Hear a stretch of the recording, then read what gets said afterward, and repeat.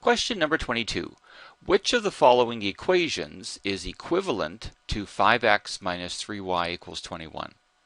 And notice that all these are in y equals mx plus b form. They're all solved for y. So we should isolate for y or solve for y here. So we're going to put in the y equals mx plus b form, doing that. So here's the equation from the question here. And the first thing I want to do is isolate the y term, the negative 3y. So I want the 5x, I want to get rid of the 5x from the left side.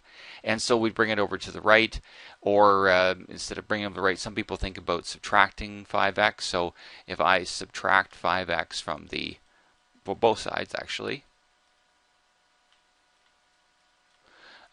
those add to 0, those opposites add to 0, and so that's why we're left with just negative 3y on the left.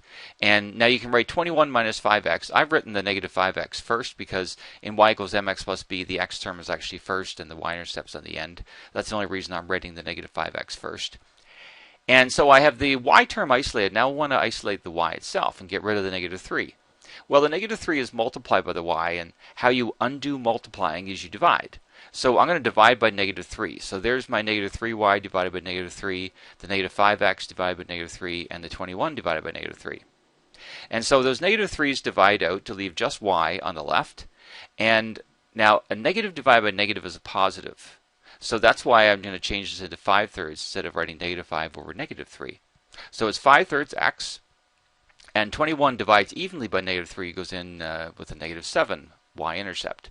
And so that's A. So A would be the correct answer for question 22.